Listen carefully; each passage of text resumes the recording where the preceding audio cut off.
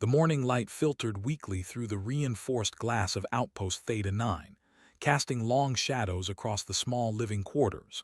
Dr. Lisa Morgan stirred in her bunk, groggy but determined to start her day as she always did, with a strong cup of coffee. She stretched, yawned, and swung her legs over the edge of the narrow bed. Her feet touched the cold metal floor, and she shivered slightly before wrapping herself in a thin blanket. Theta 9 wasn't exactly luxurious. It was one of the most remote outposts humanity had established in this sector of space. Nestled on an icy moon orbiting a gas giant, it served as both a research station and a diplomatic hub for interactions with an amphibious species native to a nearby planet. The outpost's walls were lined with insulation panels designed to keep the biting chill at bay, but they couldn't completely block out the hum of machinery that kept everything running, or the occasional creak of expanding metal as temperatures fluctuated. Lisa shuffled into the tiny kitchen area, which consisted of little more than a counter, a sink, and a compact coffee maker. She reached for her favorite ceramic mug, a deep blue one with faint white streaks resembling ocean waves, but her hand froze midair. The mug wasn't there. Confused, she glanced around the countertop, then bent down to check underneath the cabinets. Nothing. Before she could puzzle over its disappearance, a soft scraping noise caught her attention. Turning toward the sound, she spotted the young cub she'd been mentoring for the past 6 months. He stood just inside the doorway, his large silver eyes gleaming like polished coins. His four-fingered hands clutched her missing mug tightly against his chest, and his tail swished nervously behind him. Lisa said, raising an eyebrow, "What are you doing with my mug?" The cub tilted his head, antennae twitching slightly. In halting standard, he replied, "No hot liquid. It is not safe." Lisa blinked. "Not safe? What do you mean, not safe? Coffee isn't dangerous." She took a step closer, holding out her hand. "Give me the mug, please." But instead of complying, backed away, clutching the mug even. His voice grew firmer, though still tinged with uncertainty. "Hot things hurt. You must stop using them." This was strange behavior, even for, while they were naturally cautious due to their biology, adapted to thrive in environments humans would find inhospitable. They didn't typically shy away from heat. In fact, many enjoyed soaking in thermal pools or basking near volcanic vents. Their bodies were built to handle extreme temperatures far beyond what any human could endure. So why was suddenly acting so protective? Frustrated but unwilling to escalate the situation, Lisa crossed her arms. "I appreciate your concern, but coffee isn't going to hurt me. I've been drinking it every morning for years without any problems. Now, can I have my mug back?" For a moment, it seemed like he might relent. His grip loosened slightly, and his antennae drooped. But then, with surprising speed, darted sideways and disappeared into the ventilation ducts that crisscrossed the outpost. Lisa sighed heavily and leaned against the counter. This was definitely not how she'd planned to start her day.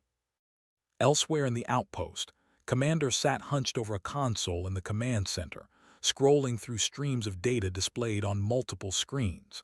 As head of security for Theta 9, was responsible for monitoring all activity within a 100-kilometer radius of the base. Normally, this job involved tracking asteroid trajectories, checking radiation levels, and ensuring the life support systems remained stable. Today, however, something unusual had caught his eye. Energy readings from the showed erratic fluctuations emanating from deep within the planet's core. These spikes weren't new. They had reported minor anomalies for decades, but the frequency and intensity had increased dramatically over the past few weeks. What worried most was the lack of communication from the elders. Usually, they were quick to share updates about geological events, given how crucial planetary stability was to their survival. This time, though, they'd gone silent. Frowned as he zoomed in on the latest scan. The patterns reminded him of seismic activity preceding volcanic eruptions, but on a scale far larger than anything recorded in Earth's history. If this core destabilized, the consequences could be catastrophic, not just for but for everyone in the sector. And if the elders refused to address the issue, it left humanity in a precarious position. Just as was about to log his observations and alert Lisa, the comms system crackled to life. A voice came through, calm yet urgent. "Commander, we're receiving a transmission from the Council. They're requesting an immediate meeting." Straightened, his brow furrowing. "Did they say what it's about?" "No specifics, sir," the technician replied, "but they emphasized urgency." Nodded grimly. Whatever they wanted to discuss, it couldn't be good. He glanced at the clock. It was early, but Lisa would already be awake. Knowing her routine, she'd probably be sipping her first cup of coffee by now. He made a mental note to swing by her quarters after the briefing, if only to see if she'd managed to retrieve her mug from. Back in her quarters, Lisa paced slowly, trying to figure out what had gotten into the cub. Had always been curious, often asking questions about human customs and technology, but this sudden aversion to heat didn't make sense. Was it some kind of cultural taboo among the younger generation or had someone put him up to it? Her thoughts were interrupted by a knock at the door. Assuming it was coming to check on her, she called out, "Come in." To her surprise, it was again. He poked his head cautiously into the room, his expression hesitant. When he saw that Lisa wasn't angry, he crept forward, still carrying the mug. I want to show you something," he said quietly. Intrigued despite herself, Lisa knelt down to meet his gaze. "Okay, show me." He held out the mug, along with a small data chip tucked between two of his fingers. "This is why hot liquid is bad. Please watch." Lisa accepted the chip and inserted it into her personal tablet. The screen flickered to life, displaying grainy footage of a distant battle. Human warships loomed against a backdrop of stars, their hulls glowing red-hot as plasma cannons discharged bolts of superheated energy. Explosions lit up the void, consuming enemy vessels in fiery bursts. The scene shifted to close-ups of devastated planets, their surfaces scorched and barren. Lisa felt a sinking feeling in her stomach. She recognized the footage. It was from a classified skirmish near the Helios Belt, a strategic region rich in resources. Humanity had won that fight, but at great cost. It must have looked like nothing short of devastation wrought by fire. "They think we're addicted to destruction," Lisa murmured, understanding dawning. "They see our use of heat, not just in weapons but in everything, and they assume we're reckless." Nodded solemnly. "Yes, hot things destroy. That is what the elders teach us. That is why you cannot have your mug." Lisa sighed, running a hand through her hair. Explaining the nuances of human culture to a childlike alien who viewed fire as inherently dangerous wouldn't be easy.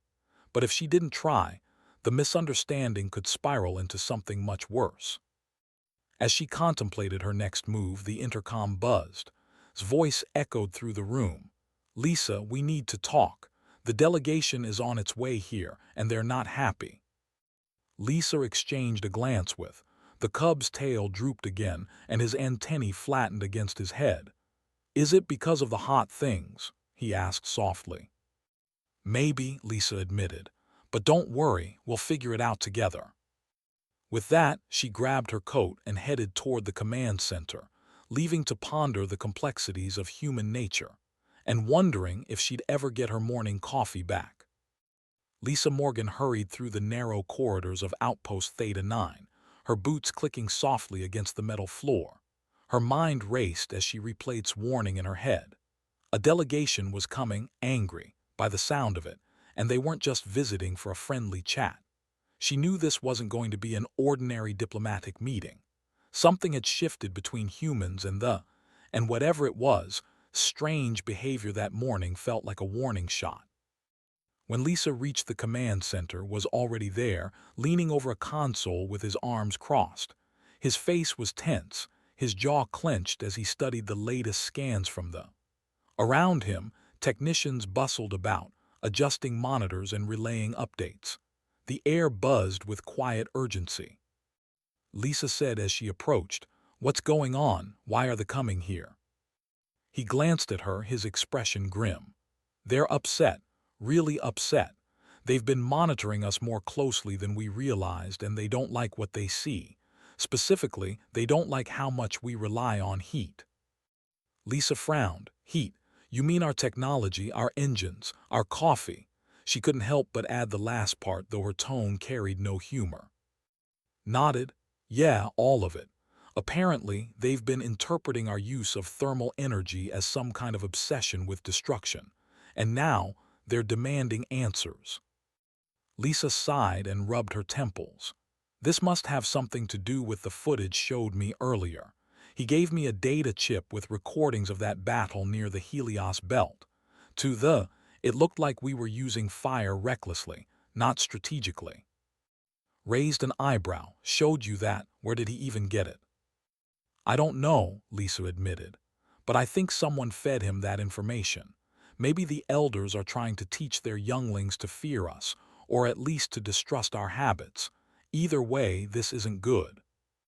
Before could respond, one of the technicians called out, Commander, the ship is entering orbit. They'll be docking within 20 minutes. Straightened, his demeanor shifting into full professional mode. All right, everyone, let's make sure we're ready for them. Lisa, you're coming with me. We need your expertise on this. Lisa nodded, though her stomach churned with unease. She followed out of the command center and toward the main hall, where the delegation would arrive. Along the way, she tried to piece together how she could explain humanity's relationship with heat without sounding defensive or dismissive. It wasn't going to be easy. When the delegation finally entered the outpost, they moved with deliberate slowness, their scaled bodies shimmering faintly under the artificial lights. There were 3 of them, each taller than the average human, with obsidian-black eyes and voices that resonated like distant thunder. At the front stood the eldest and most respected member of the council. His presence commanded attention, and his gaze swept across the room with a mix of curiosity and suspicion. Behind Lisa and several human staff members stood nervously, unsure of what to expect. Peeked out from behind a support beam, his antennae twitching as he watched the scene unfold. Stepped forward, his voice low and steady. Humans, we have come to address a matter of great concern. Your actions threaten not only your own survival but also the balance of our shared existence. Cleared his throat. We understand your concerns, Elder, but perhaps we can discuss this calmly and find common ground. The Elder tilted his head slightly, considering words. Then he turned to Lisa. Dr. Morgan, you are known to us as a teacher of language and culture. Perhaps you can explain why your people cling so tightly to heat, a force that brings ruin. Lisa swallowed hard, aware that all eyes were on her. She took a deep breath and began speaking slowly, choosing her words carefully. Elder, I understand why you might view our use of heat as dangerous. In many ways it can be. Fire has the power to destroy, yes, but it also has the power to create. For humans, heat is not just a weapon, it's a tool. It's how we cook food, keep ourselves warm, and even build the things we need to survive. His expression didn't change, but Lisa pressed on. Let me show you what I mean. She gestured to a nearby table where she'd set up a small French press, a kettle, and some freshly ground coffee beans. With calm precision, she poured hot water over the grounds, letting the rich aroma fill the room. As the coffee brewed, she continued. This is something humans do every day. We take raw materials, in this case coffee beans, and transform them using heat. The result is something comforting, something that brings people together. It's not about destruction, it's about connection. For a moment silence hung heavy in the air, then spoke again. You claim this act is harmless, yet the fires you wield extend far beyond such simple rituals. Your ships burn paths through the stars. Your weapons scorch entire worlds. How can we trust that your intentions are pure? Lisa hesitated, unsure how to respond, but before she could speak, stepped forward, clutching the mug he'd hidden earlier. His tail swished nervously as he addressed the Elder. Dr. Morgan makes warm things, not bad things. She showed me. She warmed a stone for my joints when they hurt. It was nice. The room fell silent once more, regarded the cub thoughtfully, his dark eyes narrowing slightly. Finally, he nodded. Very well, show us more of these warm things. Prove to us that your kind does not seek only ruin. Lisa exchanged a glance with relief washing over her. This was a chance, a small opening to bridge the gap between their species. She smiled faintly and held out the freshly brewed coffee. Would you care to try? Hesitated, then extended a clawed hand. Lisa handed him a cup, careful to ensure it wasn't too hot. The elder sniffed the steam cautiously before taking a tentative sip. His reaction was subtle, a slight widening of his eyes, but it was enough to signal interest rather than hostility. Encouraged, Lisa turned to the other members of the delegation. One by one, she offered them cups of coffee, explaining the process behind its creation. Though their expressions remained guarded, they seemed intrigued by the ritual. Even ventured closer, his earlier fear replaced by cautious curiosity. As the tasting continued, leaned over to whisper to Lisa, "Nice work, but this is just the beginning. We still need to address the bigger issue, their instability." Lisa nodded, her smile fading slightly. "I know, but maybe if we can show them we're not the reckless destroyers they think we are, they'll be willing to listen." Later that evening, after the delegation had retired to their quarters, Lisa sat alone in the hydroponics bay, staring at the rows of oxygen ferns. The green leaves glowed faintly under the artificial lights, providing a rare splash of color in the otherwise sterile outpost. She cradled a fresh cup of coffee in her hands, savoring its warmth as she reflected on the day's events. Appeared beside her, his movements quieter now. He carried his own insulated cup, filled with a mild broth warmed to a safe temperature. Sitting cross-legged on the floor, he looked up at Lisa with wide, trusting eyes. "You did not burn the air when you made the drink," he said softly. "You warmed it." Lisa chuckled, touched by his observation. "That's right. Sometimes warmth is exactly what we need to bring people and species together." Nodded, his tail flicking gently. After a moment he added, "Maybe not all hot things are bad." Lisa smiled, feeling a spark of hope. It was a small victory, but an important one. If could learn to see past his fear, perhaps others could too. And maybe, just maybe, humanity and they could find a way to coexist, not as enemies but as partners. Outside, the twin suns dipped below the horizon, casting long shadows across the icy landscape. In the distance, the ship loomed like a silent sentinel, its presence both a reminder of the challenges ahead and a symbol of the fragile connection they were trying to forge. The meeting with the delegation had ended, but the tension in Outpost Theta 9 lingered like a storm cloud refusing to break. Lisa Morgan sat in the command center, staring at the glowing screens that displayed data from them. Her mind was racing, trying to piece together what lay beneath the surface, literally and figuratively. Something about the sudden fixation on humanity's use of heat didn't sit right with her. It felt too extreme, too urgent. There had to be more to it. Commander stood nearby, his arms crossed as he reviewed the same scans Lisa had been studying. The energy spikes coming from the planet were growing stronger, their patterns erratic and unpredictable. To anyone else, they might have looked like natural geological activity, but knew better. He'd seen enough planetary instability during his career to recognize when something wasn't adding up. "Lisa," said finally, breaking the silence, "I think we're missing something here. They aren't just upset because of our coffee or engines. This is bigger." Lisa nodded slowly. "You're right. Their fear of heat isn't just cultural, it's survival-based. They've spent adapting to environments where heat is life. So why are they suddenly so terrified of it?" Leaned closer to one of the monitors, zooming in on a thermal map of this core. "Look at this. These spikes aren't random. They're concentrated in specific areas, almost like fault lines opening up." Lisa frowned. "You think their planet is destabilizing?" "It's more than that," replied grimly. "If these readings are accurate, their core is shifting, And if it keeps going like this, it could lead to a catastrophic eruption, maybe even destroy the entire planet. Lisa's breath caught in her throat. That would explain why they're so desperate. If their world is falling apart, they must see us as either a threat or a potential savior. But which one? Asked. And how do we prove we're not the former? Before Lisa could answer, appeared in the doorway, his large silver eyes wide with curiosity. He'd been following the humans' discussions closely, piecing together fragments of their conversations.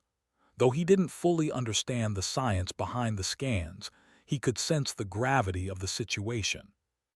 Dr. Morgan said hesitantly, "The elders, they speak of firestorms, great waves of heat rising from below. Is this your doing?" Lisa turned to him, her expression softening. "No, this isn't our doing. Your planet's core is changing and it's happening naturally, but we might be able to help if you let us." Santini twitched nervously. "Help how?"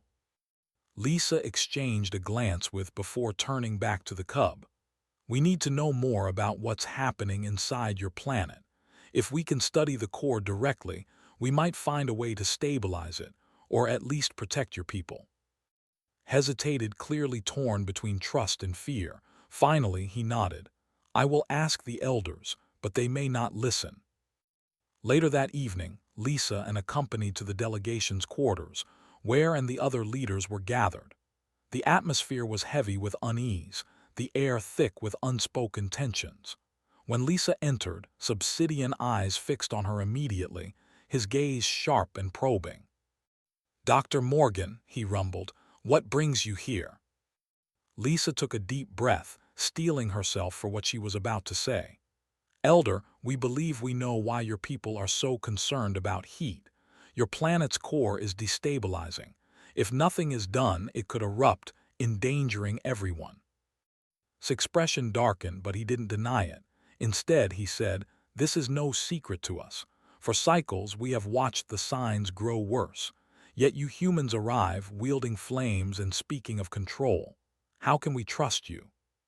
Stepped forward, his voice calm but firm. "We're not asking for blind trust. We're offering solutions. Humanity has faced similar challenges on Earth: volcanic eruptions, earthquakes, climate shifts. Our technology isn't perfect, but it works. Let us help you." One of the other delegates, a younger named Ra, spoke up. "Your machines burn, your tools consume. Even now, your outpost drains resources from this moon. Why should we believe you seek only balance?" Lisa held up her hands, trying to diffuse the growing hostility. "Because survival isn't about domination, it's about cooperation. Yes, humans have made mistakes in the past, but we've also learned from them. Together, we can adapt your planet's systems without causing further harm." Studied her for a long moment, his tail swishing slowly behind him. Finally, he said, "Prove it. Show us this technology you claim will save us." Over the next few days, Lisa and worked tirelessly to prepare a demonstration. They retrofitted one of the outpost's geothermal stabilizers, modifying it to work with the unique properties of this crust. It wasn't an easy task. Their equipment wasn't designed for such extreme conditions, but they were determined to make it work. Meanwhile became their unofficial liaison, shuttling between the humans and the elders. He shared stories of Lisa's kindness, describing how she'd warmed stones to soothe his aching joints, and patiently explained the purpose of heat beyond destruction. Slowly, the elders began to soften, though their skepticism remained. On the day of the demonstration, the humans gathered near a thermal vent on the surface. The ground beneath their feet trembled faintly, a reminder of the forces brewing below. Lisa stood beside the modified stabilizer, her heart pounding as she prepared to activate it. "This device channels excess thermal energy into safe conduits," she explained, pointing to the stabilizer's components. "It doesn't suppress heat, it redirects it. Think of it as guiding a river instead of damming it." Watched silently as powered up the machine. A low hum filled the air, followed by a faint vibration as the stabilizer began drawing energy from the vent. At first, nothing seemed to happen. Then, gradually, the tremors lessened, and the vent's glow dimmed slightly. "It's working," said, relief evident in his voice. "The system is stabilizing." The elders exchanged glances, their expressions unreadable. After several minutes, stepped forward, his claws brushing against the stabilizer's casing. "This changes things." Lisa nodded. "It's not a permanent solution, but it buys time. With more units like this, we can prevent the worst of the eruptions while finding a long-term fix." Ra tilted her head, her voice tinged with cautious hope. "And what do you ask in return?"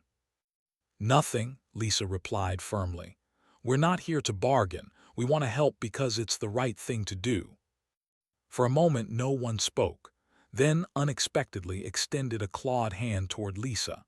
"Very well, Dr. Morgan, we will allow you to proceed. But know this, if your machines fail, our trust will shatter along with them." Lisa accepted the gesture, her own hand trembling slightly as she shook his. "Thank you, Elder, we won't let you down." As the group dispersed, lingered behind, watching the stabilizer hum quietly. His tail flicked with curiosity as he approached Lisa. "So, this is how humans use heat, to heal, not harm." Lisa smiled, kneeling down to meet his gaze. "Yes, heat isn't just destruction.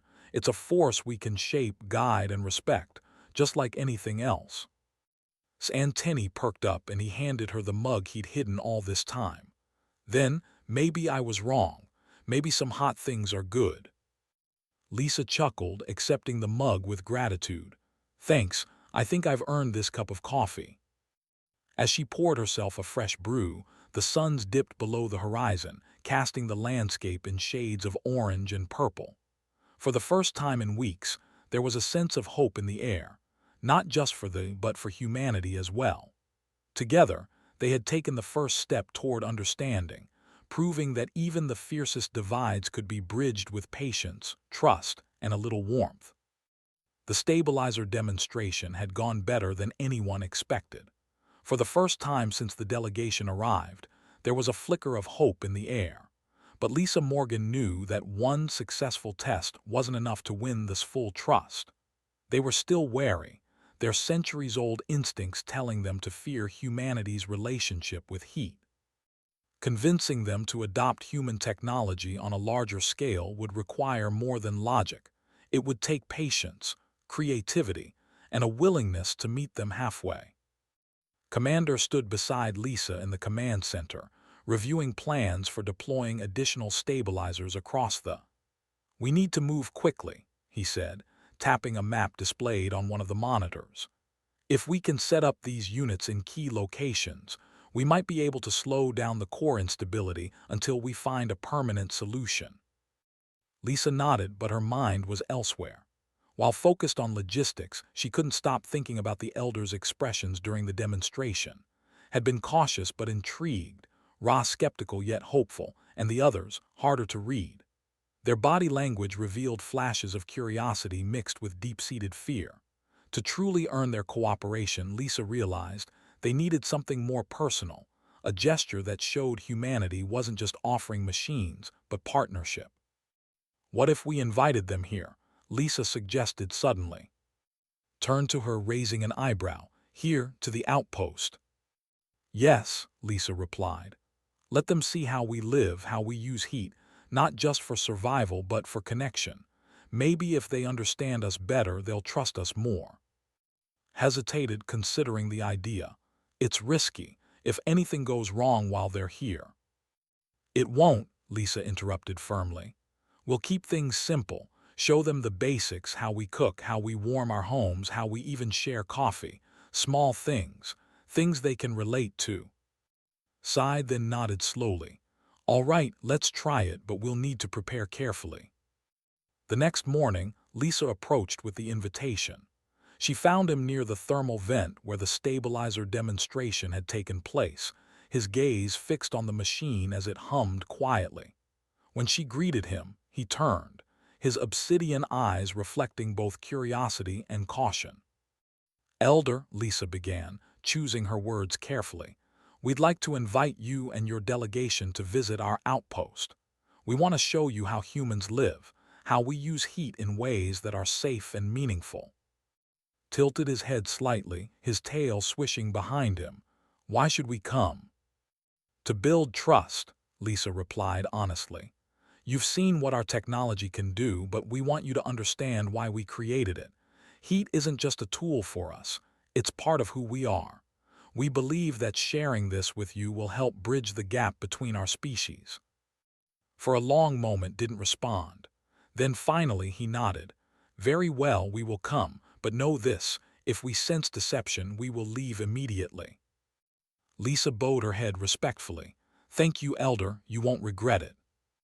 Back at Outpost Theta 9, preparations were. Lisa worked closely with to ensure everything was ready for this arrival. Together, they transformed the common area into a space that highlighted humanity's everyday uses of heat. A small table held a French press and freshly ground coffee beans, while another corner featured a portable stove with a pot of simmering soup. Nearby, a heater glowed softly, its warmth creating a cozy atmosphere. As the delegation entered the outpost, their reactions varied. Some looked around curiously, their antennae twitching as they absorbed the unfamiliar sights and smells.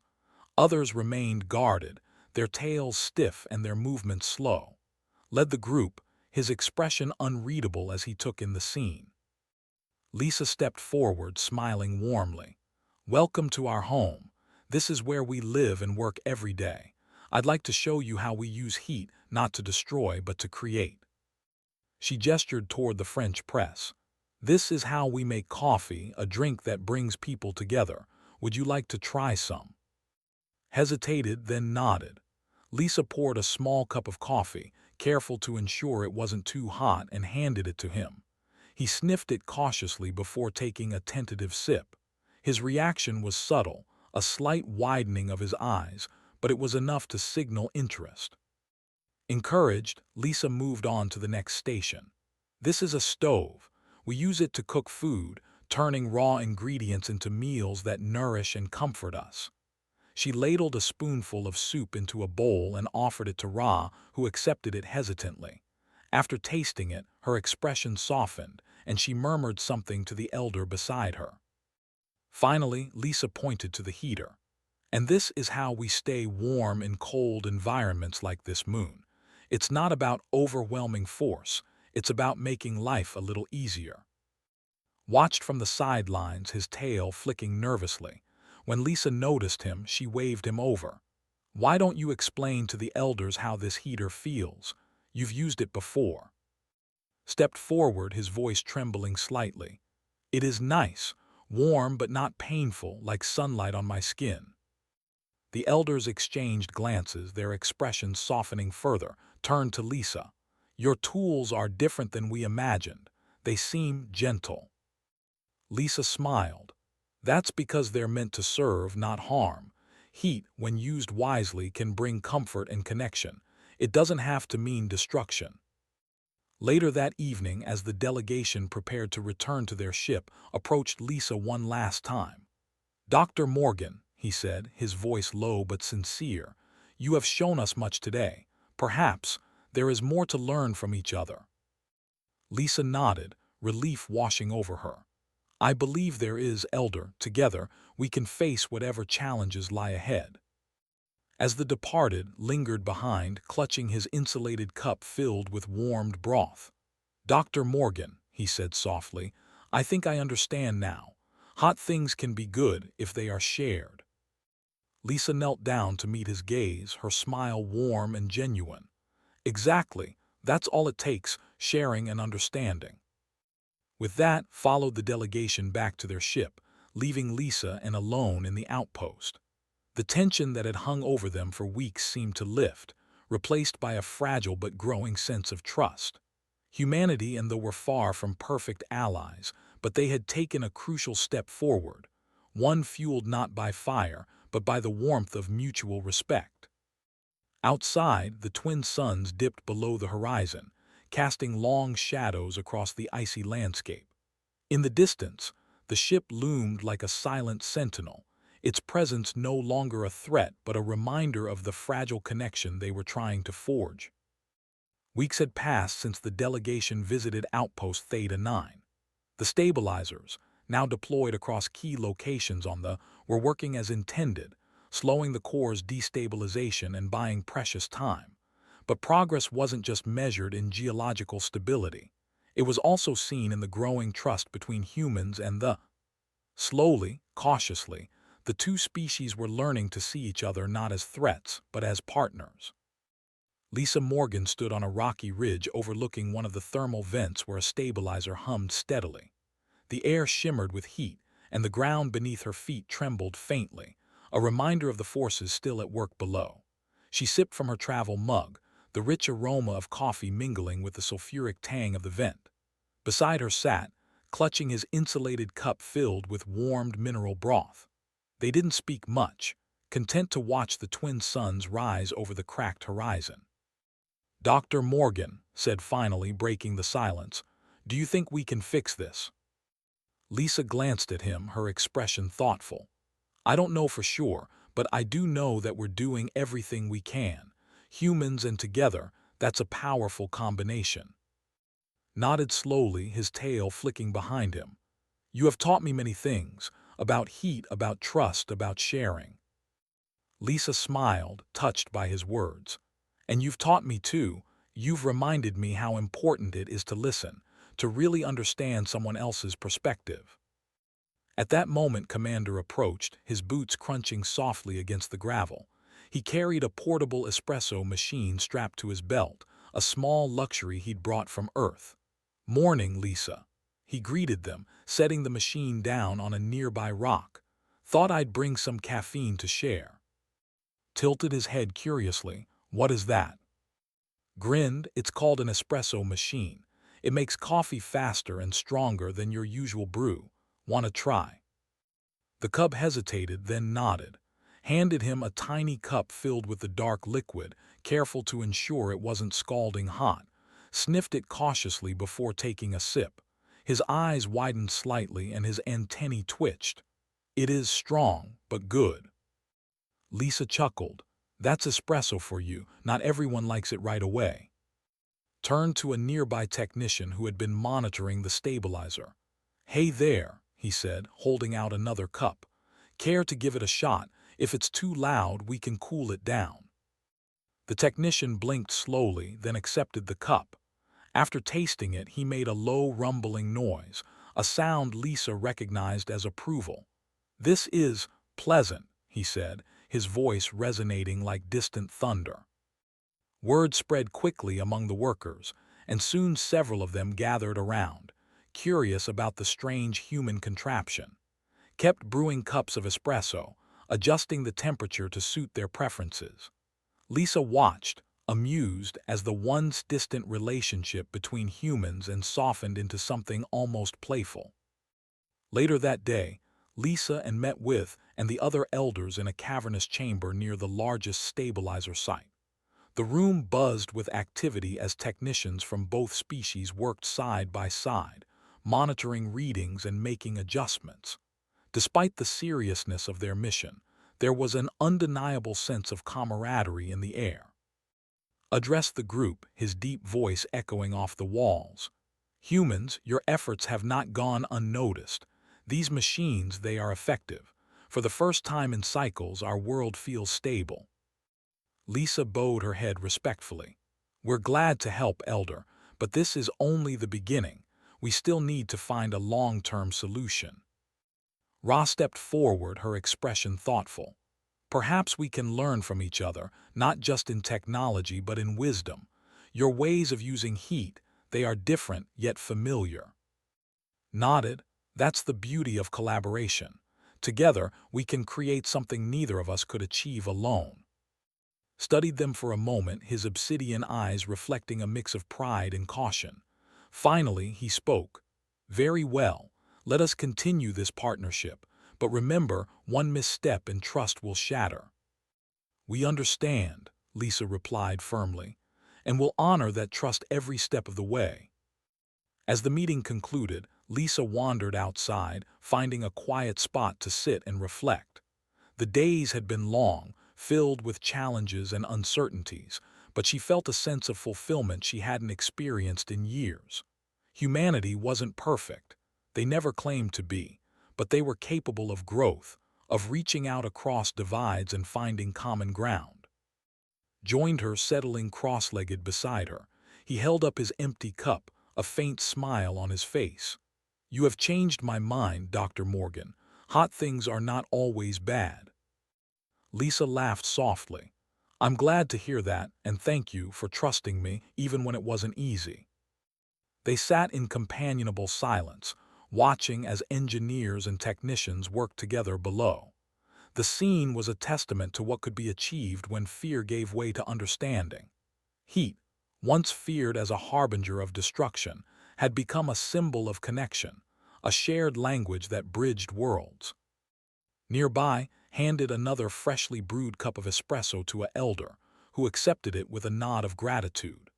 The aroma of coffee wafted through the air, mingling with the steam rising from the vents. In that moment, Lisa realized that humanity's greatest strength wasn't its mastery of fire or technology. It was its ability to share, to adapt, and to build bridges where none seemed possible. As the twin suns climbed higher in the sky, casting golden light over the rugged landscape, Lisa raised her mug in a silent toast. To cooperation, to survival, and to the simple warmth of a cup of coffee shared across species.